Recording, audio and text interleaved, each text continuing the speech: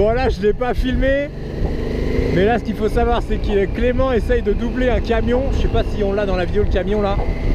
Il vient de te faire un high side mon gars devant le camion. Il a mis la meule à plus de 45 degrés sans mentir. Et là ça a failli faire un carton mais sale. Ah je l'ai pas filmé, je suis vénère. Là dans sa tête là il doit prendre une pression. Ah je suis vénère. Putain je l'ai pas filmé, je suis deg. Aïe aïe aïe, j'ai cru que t'étais dans le camion mec. Départ de bonne heure ce matin. Aujourd'hui, on va pas chômer en termes de distance. On n'a plus trop le choix de toute façon. Objectif d'ici ce midi, avoir fait un peu plus de 200 km et atteindre la ville de Marrakech. Je suis pas spécialement un fan des grandes villes comme ça. Mais comme c'est la première fois qu'on vient au Maroc, autant quand même passer au moins une fois à Marrakech. On avisera ensuite pour la suite des événements. Mais je t'avoue que si possible, j'aimerais rajouter 600 km de plus et tirer jusqu'à Tanger-Med direct, quitte à dormir un peu sur la route.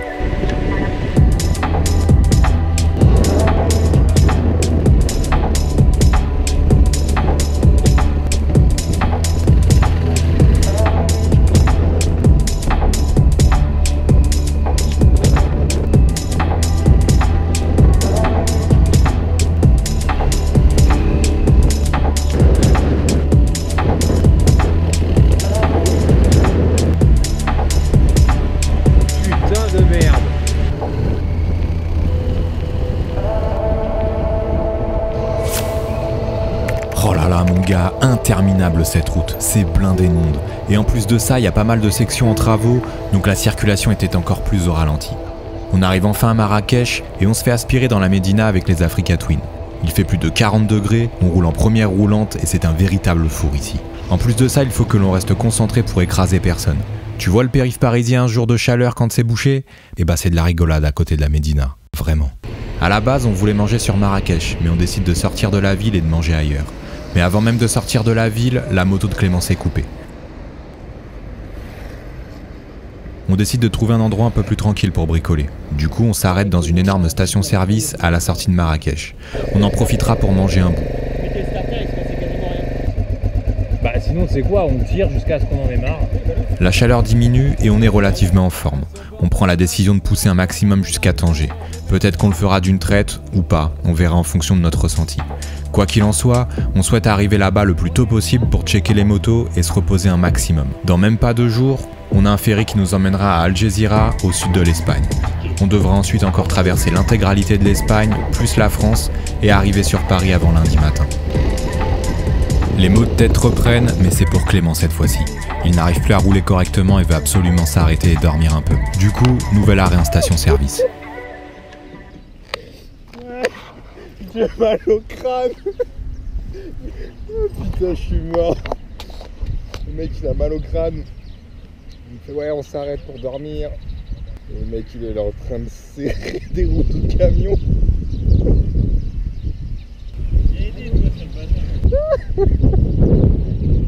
Oh putain. Ah, j'adore ce pays. Il n'y a jamais rien qui se passe comme prévu. Ça c'est un pays pour moi ça. Tu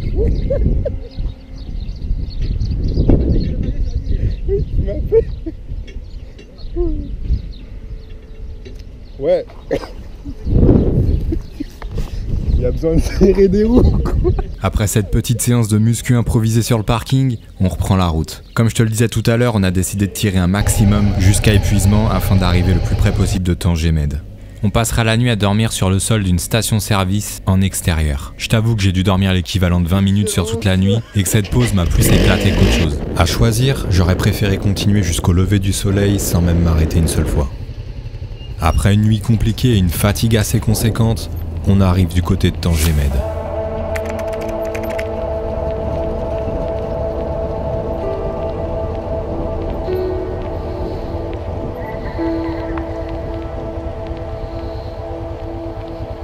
Cette arrivée au détroit de Gibraltar marque la fin de notre road trip au Maroc d'un peu plus de 3000 km, mais pas la fin de nos aventures et de nos galères pour autant.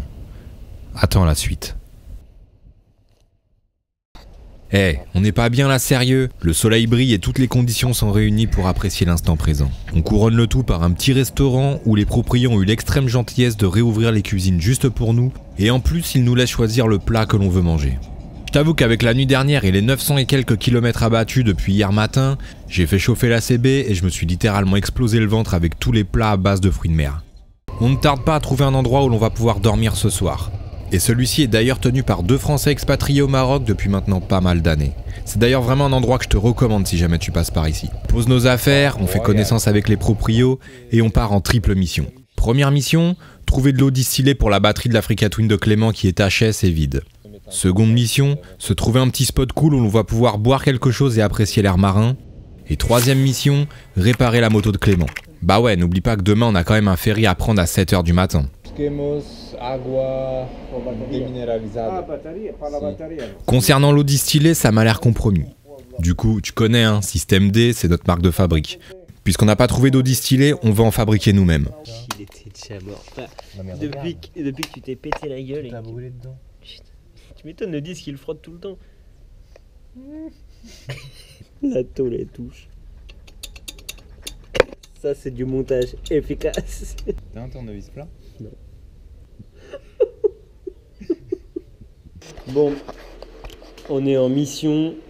Il faut faire de l'eau distillée.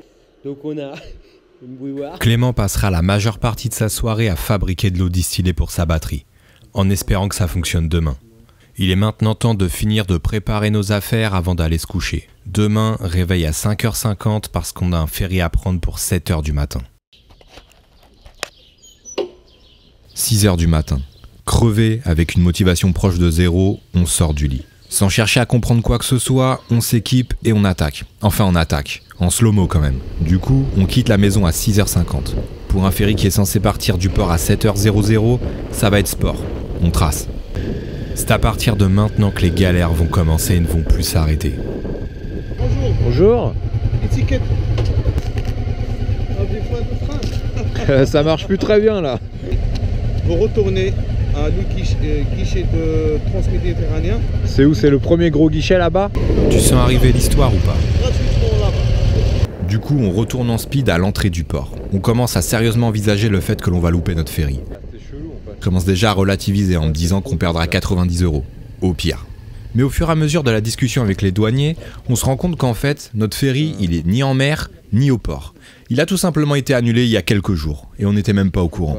Bon, point positif, on a bien fait de pas trop se presser. On chope de nouveaux billets, et on essaiera de se faire rembourser les billets du ferry inexistant plus tard. Vous avez payé ou pas? C'est bien. Ouais, c'est bien. Ok, bon. Merci beaucoup en tout cas. Bon voyage. Bon courage. On tente de passer la douane et on nous demande de se mettre sur le côté. Ça sent le contrôle anti-stup tout ça. Les douaniers me demandent de poser mon sac à dos avec le reste des motos. Bon, pas de pression en soi, hein, mais je me demande simplement si je vais réussir à quitter le Maroc avec mon drone. Attendez la décision. Au bout de quelques minutes d'attente interminable, un des douaniers sort de la cabine. Eh vous? Putain, me dis pas que je vais avoir des galères avec mon drone maintenant. Si près du but, ça me ferait quand même vraiment chier. Vous pouvez y aller. Bon, le drone s'est passé. J'avoue, j'étais pas serein parce que les machines comme ça, les scans, ils savent tout, hein. Ils savent très bien ce qu'il y a dans les valises. Et ça passe. Donc là, je suis rassuré. On embarque sur le ferry et on est parti pour une traversée d'1 h 30 seulement. Bah oui, comme on doit arriver sur Paris avant lundi et qu'on est samedi, on a pris au plus court afin de pouvoir rattraper notre retard directement sur la route. Regardez la vue. Oh la vue de bâtard.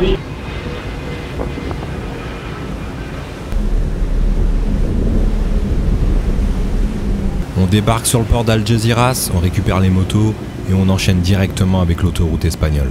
Les heures passent, les kilomètres s'enchaînent et je finis par remarquer qu'une voiture de la Guardia espagnole était derrière nous depuis un bon moment maintenant. Du coup, je décide de ralentir volontairement notre rythme de croisière. Je voulais absolument qu'ils passent devant nous, juste pour voir. J'ai déjà eu beaucoup trop d'histoires avec ces mecs-là, du coup je suis jamais serein. J'aime pas les avoir dans mon dos. Ils finissent par nous doubler, mais restent juste devant nous. Ils mettent les gyrophares et nous font signe de sortir à la prochaine. Je dois t'avouer que là, je suis quand même curieux de savoir ce qu'on peut nous reprocher. Carta de condução.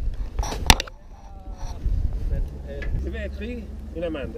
Oui, il faut que vous payiez en ce moment 100 €. 100 €? 100. Pourquoi? la lumière. Mais elle marche pas là? Et maintenant, oui. Mais avant, non. Ouais, non, mais là, c'est abusé, gros. Je suis bouillant, là, mon gars. Tu veux me dire là-bas climatisé? Chaque fois, je me fais The Beast, toujours pareil. Je suis obligé. Ça me vénère. Franchement, ça me saoule. D'accord, 100 € parce qu'il y a 200, mais 50 personnes, oui, tous étrangers, 100 €. Vous pouvez payer avec de la monnaie ou bien avec plastique. Plastique. 200 €. Mais il a pété les plombs, lui.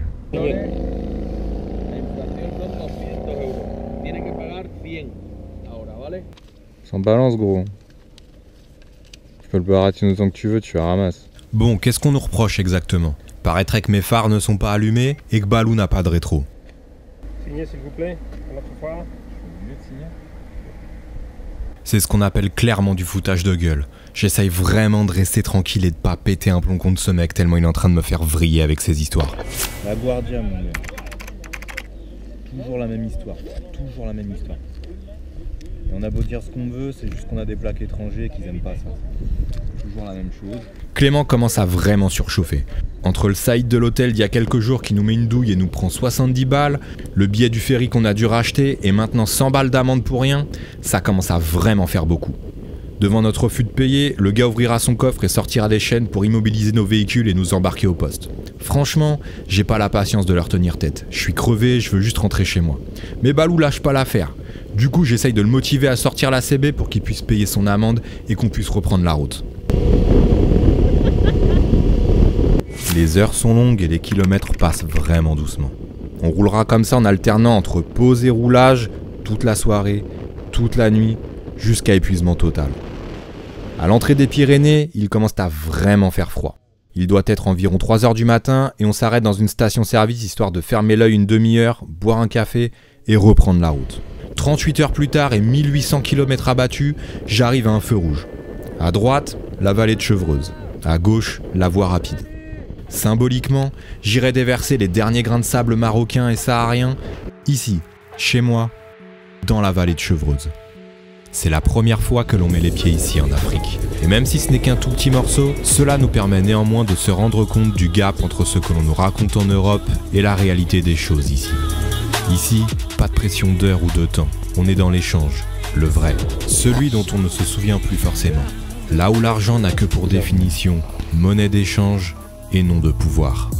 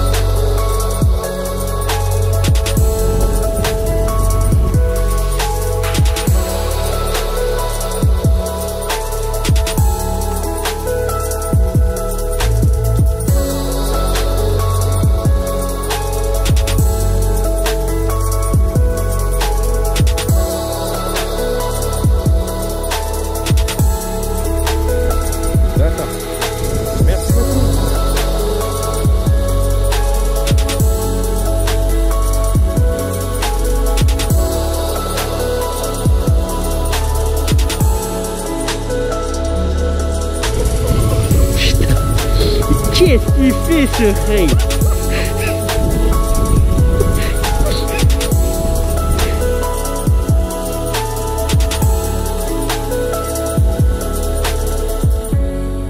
Balou et moi rentrons en Europe encore plus conscient de la chance que nous avons d'avoir la situation dans laquelle on vit, et notamment en France.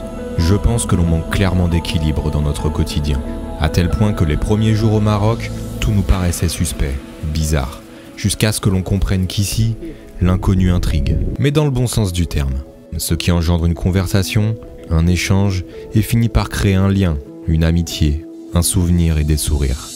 Alors merci, tout simplement, à ce pays, à ce peuple de nous avoir accueillis de la sorte, et montrer à quel point nous avons tant à apprendre de vous, de par votre simplicité et votre gentillesse. Shukran.